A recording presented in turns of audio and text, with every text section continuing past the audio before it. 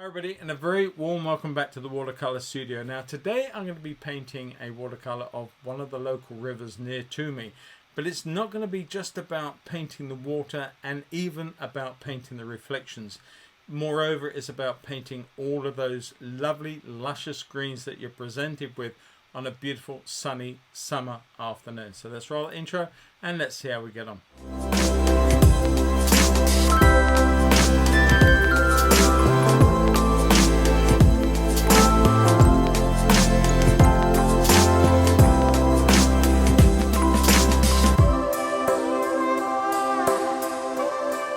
Okay everybody, welcome back. And as I said just now, I am going to be doing a lovely little watercolour for you, a study of the river very close to where I live. Now I happened to go there the other day because I was so in need to get out and do a plein air. I hadn't been out in Clarabelle for so long, hadn't done an oil painting plein air for so long. Most of you know the reasons for that because I've been very busy in the gallery doing some major changes there. But I just felt enough's enough. I need to get out. So I sort of got everything ready, got in Clarabelle, went along to the river and took a little walk. And I actually didn't go very far. And I found this beautiful scene in front of me. So I set up, I filmed and painted that. And that is out on my other channel. So if you fancy an oil version of what we're going to do today, nip on over there afterwards, check it out, enjoy that film. And if you want the full version of that, that will be up for sale very soon as a download on my Podia platform. It's only going to cost you £8 and you can download the full 90-minute version of it. But that all aside, plug out the way, what I want to do is I want to do this picture again in watercolor. Now I did one very similar the other day for my students at the gallery, and they wanted a little demonstration of a river. So I felt it was perfect to do that, and I chose a different angle. I sort of looked the other way down the river and did a little watercolor for them as well, and they enjoyed it. And moreover, I really enjoyed it too. So much so that I felt it would be really good to do one for you now. And that's what I'm going to do. But I did want to do the same one. So I sort of looked at it again, and I went back to the original version. Now, as I stood along the river, I took a few photographs. Of course I did, for my own personal use. And I sort of looked at those and I felt, you know, let's do this again. Let's do the same scene as I did in oils when I actually stood there and painted it in oil. But let's do it in watercolor. So that's exactly what I'm going to do. But it's not, as I said earlier, just about the river. It's not even just about the reflections in the river. It's all about those greens. When you're painting in the sunshine on a summer's day, you're presented with so many different greens. You've got so many choices to make, whether it's going to be a warm or a cool, whether it's going to be a light or a dark. And so those decision making processes go on and on until you finish your painting. So I'm going to be looking at that aspect. On top of that, I've sort of given myself another bit of a tall order. I decided that I'm not going to do any drawing in this video whatsoever. I'm just going to go in with the paint, throw caution to the wind, and hope, above all, that it turns out. And I hope you'll enjoy the ride and enjoy the process of me doing that. Now, I will do a line art for it. I will put that over on my Patreon site. So if you want to pop on over there next time and just download that and the reference photo for this, then you'd be more than welcome to do that. You don't need to be a patron to do that. Just go over there, download it, and enjoy using it and practicing with it. So, right, well, enough of the chit chat. I can't store this any longer. I'm just going to go straight in with the paint and wish me luck, and let's see how it goes on. And hopefully I'll see you with a nice painting at the other end of this video. Talk to you soon. Okay everybody, let's get cracking. Now, before we go too much further, let's quickly talk about the paper. This is what's left of a block. There are a few pages on here. The block has pretty much disintegrated, and I'm just sort of using it as best I can. So it is a hot press surface, and it is 140 pounds in weight, and it's just a standard white board or paper. But that's what we're working on. I think the size is somewhere around a 9 by 12, something like that.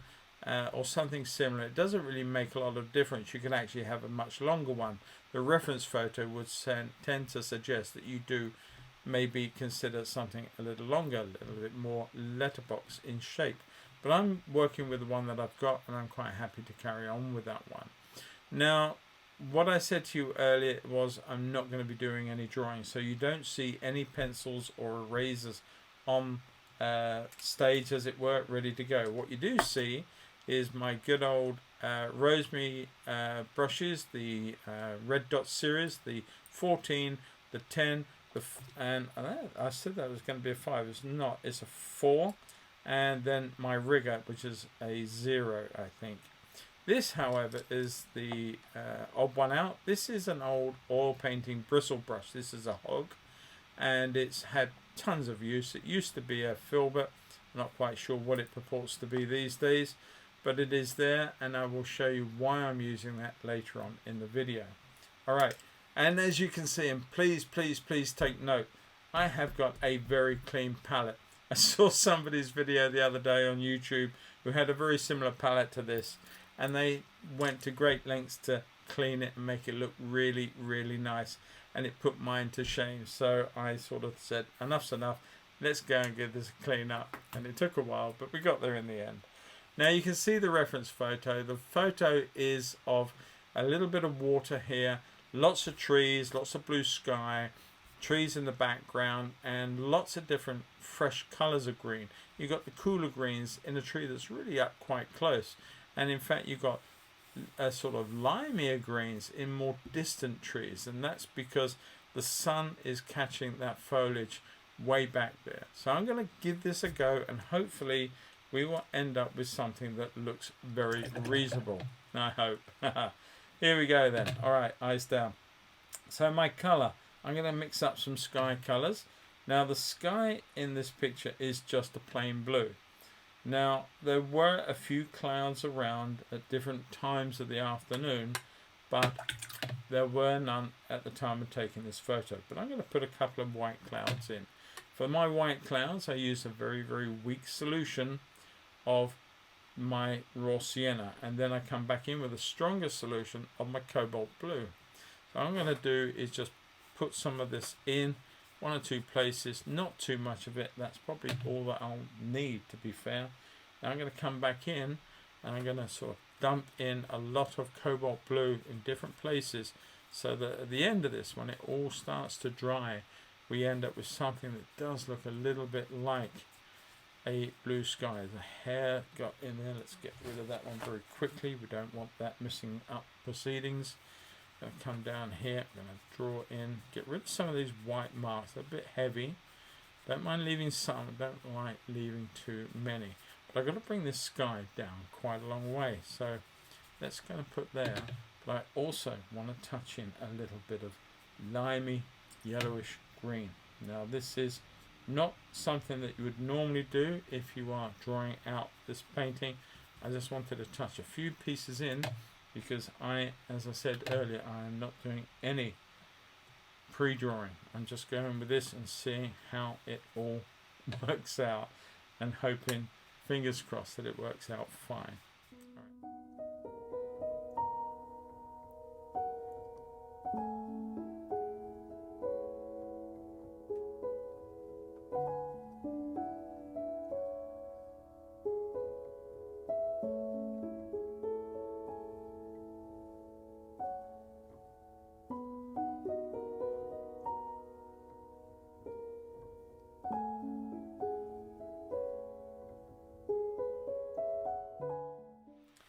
Okay, so this is not totally dry, but it's certainly dry enough to continue with the painting. But you'll see this area, as I said just now, is affected. There is a bloom here, and there are several blooms here.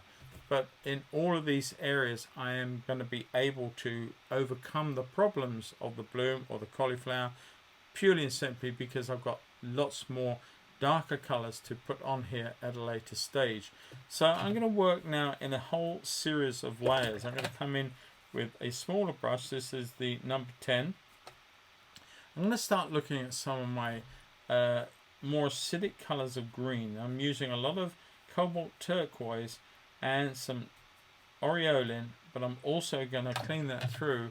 I want to come in here with some Indian yellow. You can see how different that yellow really is. I'm going to be using some viridian into that one, and that will give me a slightly more acidic color green.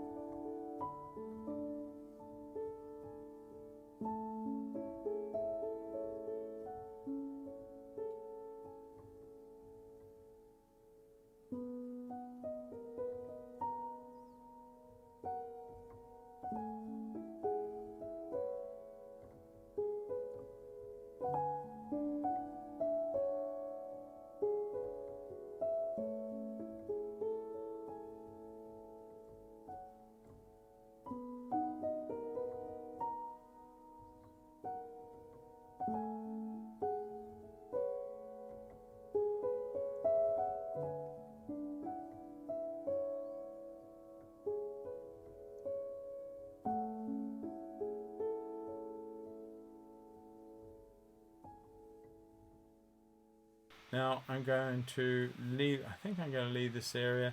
Just want to try and soften some of this in here. I'm going to come up with more at some point. So I'm going to lose some of the edge like that, so that you can't quite see where some of it starts, some of it stops in that sky.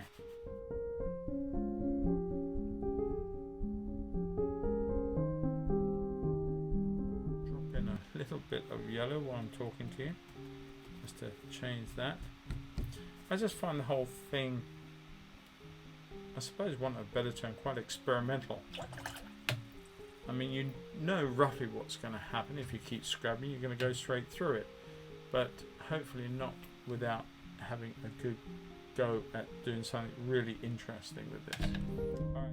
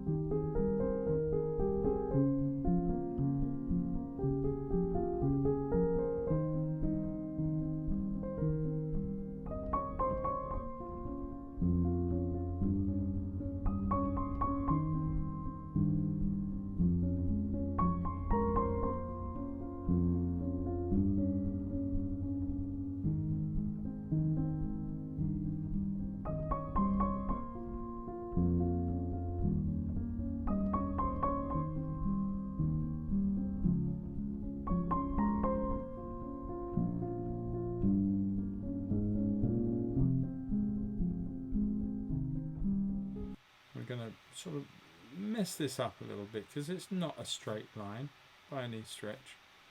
And take that through there. Let some of that come in there. Connect up maybe with this section in here. Just break up some of that surface. This light color, after all, is sort of weed or whatever that's on our water surface.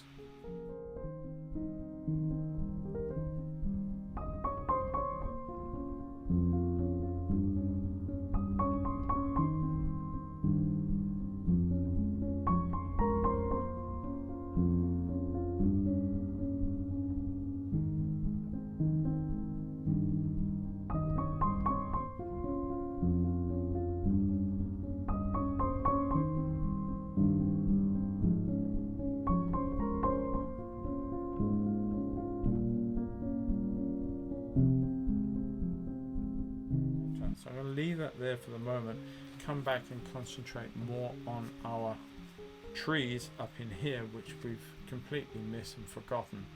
So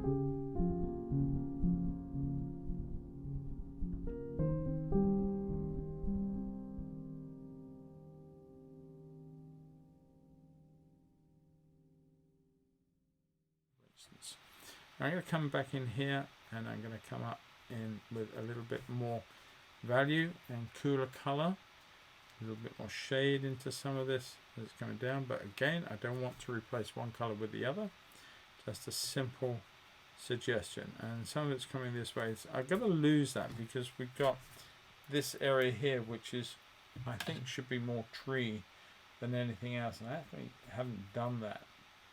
See if I can rectify that with a little darker blue color in here.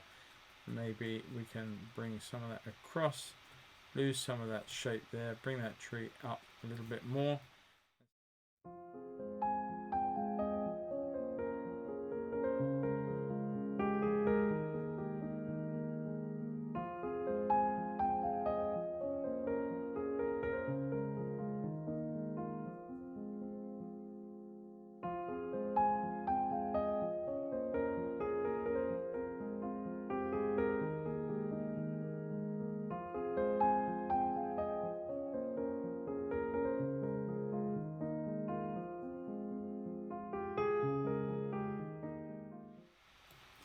Okay, let's just look at this area here. We've got a major dark area under here, quite strong.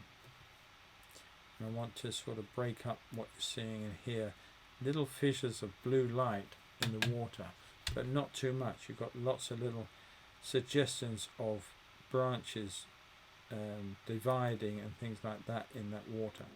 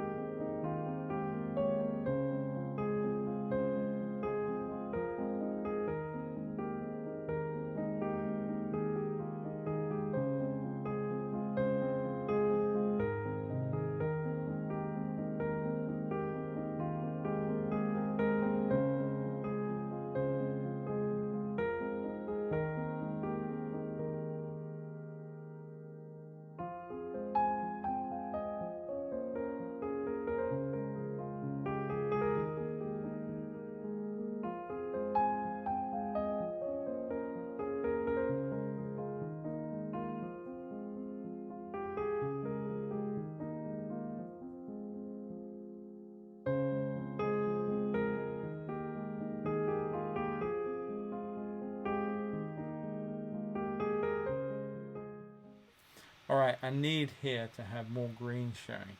And by more green, I'm talking about maybe a little bit of that, a little bit of that, maybe a bit more blue in there. That might be too strong, but let's just see how that looks in here.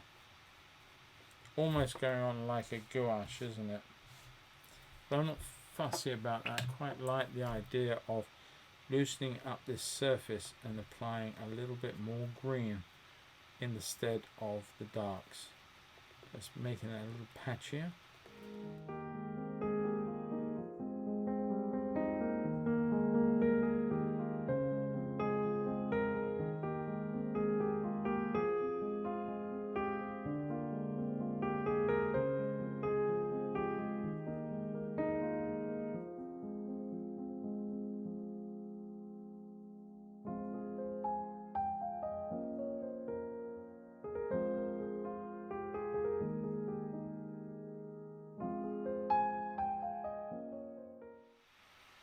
Okay, I'm liking that. I'm not going to go too mad with it much further. I'm quite liking what we've got.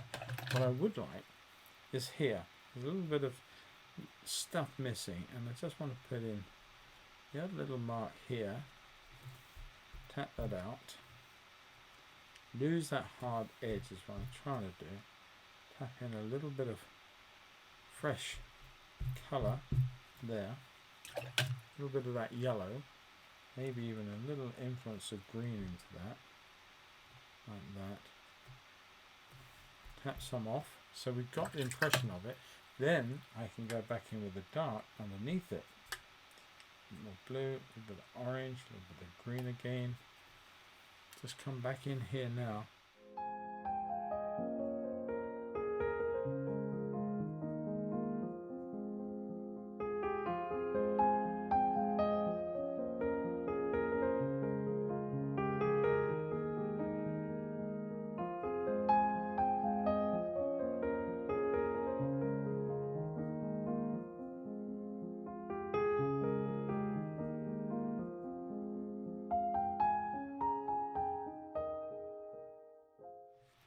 I don't know if that's good or bad, but I'm going to leave it like that.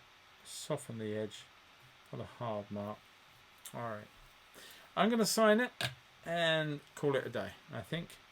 I'm going to sign it down in... I'm going to sign it over here. Why not?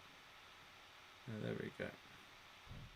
Everybody, one painting of the Royal Military Canal completed. Now, I did have a lot of fun doing it. I know I always say that I had a lot of fun painting it, but it's true. I really do enjoy my painting immensely, and when it all comes together at the end, I really am very, very pleased.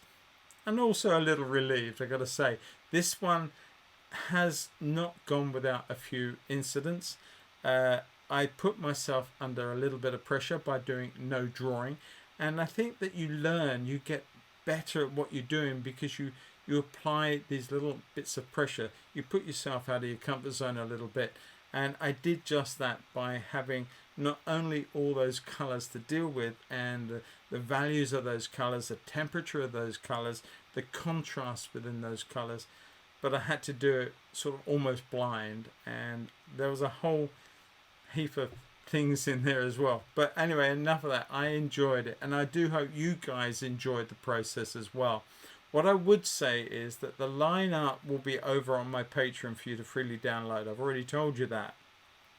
I would have a go at this one, but if you haven't got a good quality hot press paper at hand, you can either buy some for sure, but I would suggest that if you have only got a knot surface, cold press surface, a rough surface, or even a wood pulp version of a hot press paper, avoid some of the things that I did. Don't start scrubbing at the paper surface. You'll end up with a big horrible mess and it will not look pretty. If you have got hot press paper, then yeah, just go for broke and enjoy yourself and see where you end up with this, because the fun for me is the amalgamation of hard edges, soft edges, the being able to pull and push the paint, put it on, take it off, move it around, blend it almost like an oil or an acrylic. And to me, that is what this type of painting is all about. I really enjoy it, And so when I said to you that I enjoyed this one, I wasn't telling any fibs at all. I love and push myself to paint using hot press papers and seeing where I can make that paint granulate and make it work. So yeah, enough of that. Anyway, I want to say thank you to everybody who has in the last few videos been buying me cups of coffee. All of that money goes to help me raise funds for materials to keep filming and all these different things. So thank you very much to each and every one of you who has literally bought me a coffee. I thank you so much. And if you do feel like that you wouldn't mind buying me a coffee, the link for that is in the description below. I look forward to that, and I would thank you in advance for that.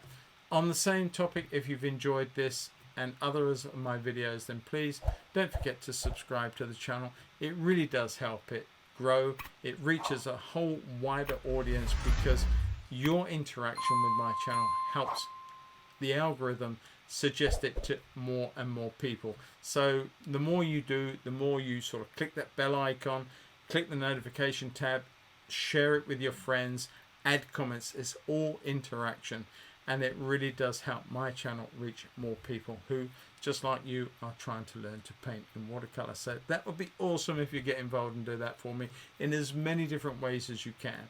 But don't forget, there is a Patreon. As I said, I've said it twice already, but the reference for this will be over there for you to freely download and have a go at it. But also look at the tiers. There's a couple of tiers there that you might be interested in, a $5 and a $10 tier. I'd love to have you on board as my latest Patreon. And on top of that, there are 2 courses over on my Podia. There is one about painting skies in watercolor, and there is one beginner's guide to ink and wash. They're not very expensive, and they are full of tons of information and lots of practical demonstrations. So why don't you head on over there? The details of all of that are on the show more tab in the description under this and other videos. Check it out, and I'd love to have you on board one of my courses. With that all said and done, I'm going to let you guys go. It's been a long video and I'm quite tired. It's quite late at night, so I'm going to get ready for a new video sometime in the next few days. And I hope you guys enjoy your painting. Stay safe wherever you are. Have fun. Take care, everybody. Bye-bye.